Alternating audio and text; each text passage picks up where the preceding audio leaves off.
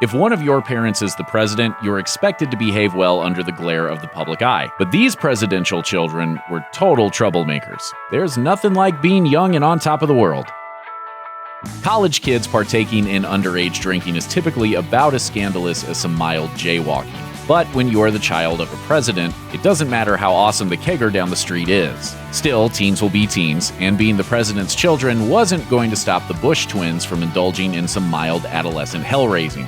For Barbara and Jenna Bush, the year 2001 was just one major buzzkill after another. In February, Jenna's 18-year-old boyfriend was arrested for public drunkenness and had to be picked up from county jail by the Secret Service. In May, both Jenna and Barbara were caught trying to buy alcohol using a fake ID. This was just 2 weeks after Jenna appeared in court charged with underage drinking. She was fined $51.25 and sentenced to 8 hours of community service and 6 hours of alcohol awareness classes. The media had a field day with the court appearance, and for some reason fixated on the toe ring she wore that day.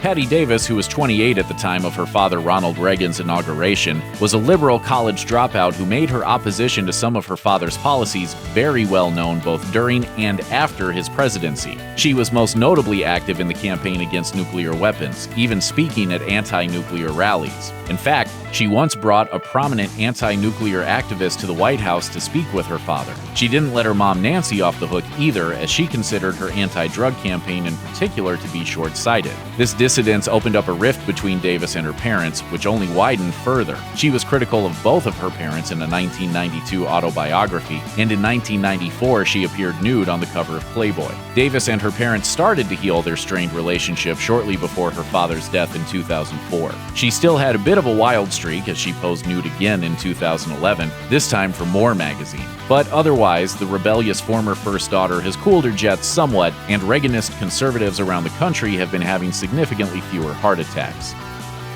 Before becoming president himself and making everyone forget about his youthful antics, George H.W. Bush's eldest son made a name for himself as a hard-drinking party boy in his younger years. Right after college, he had a period during which he partied, dated with abandon, and would sometimes go months without a job. He was an undeniable charmer, though, the kind of guy who'd drink you under the table, steal your girl, and still invite you to watch the ball game with him that weekend. More controversially, he signed up for pilot training with the National Guard in 1968, suspected by some as a way to avoid being drafted during the Vietnam War, although Bush denied this. Then, of course, came the George W. Bush presidency, and with it, the Iraq War, a brewing financial crisis, and plenty of other scandals and missteps. These days, he spends most of his time painting portraits rather than painting himself into a corner.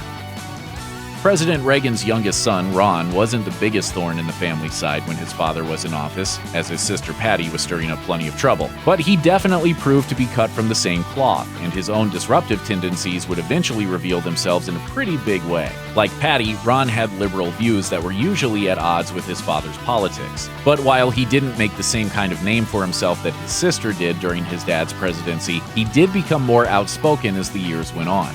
He caused his biggest splash in 2011 when he released My Father at 100, a memoir about his life with the former president, in which he claimed that the initial signs of his father's Alzheimer's were observable while he was still in office. This didn't sit well with his older brother Michael, who said he was outraged over Ron's comments. Taking it even further, he said Ron was an embarrassment to his father when he was alive, and an embarrassment to his mother after writing that book. Ron's troublemaking since then hasn't been nearly as incendiary, but he's still taken opportunities to let his liberal voice be heard, even promoting atheism in a 2014 commercial.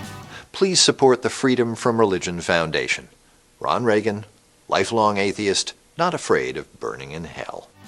Sometimes people start trouble for the right reasons, and a good dollop of disorder in the face of institutional oppression and abuse can be just what's needed. Not everyone was happy with how Jimmy Carter's activist daughter Amy chose to live her life throughout the 80s and 90s, but it's not hard to imagine that perhaps her pops approved of all the feathers she ruffled along the way. Amy was only 9 years old when her father was elected, and it wasn't until after he left office that she started to make headlines as a committed political activist. Politically inclined and resolute in her beliefs from a young age, by the time she was in her late teens, she really wasn't playing around.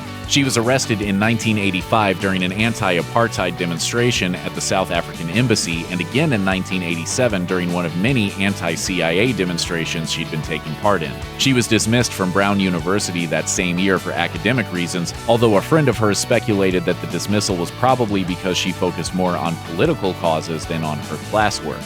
Check out one of our newest videos right here, plus even more grunge videos about your favorite stuff are coming soon. Subscribe to our YouTube channel and hit the bell so you don't miss a single one.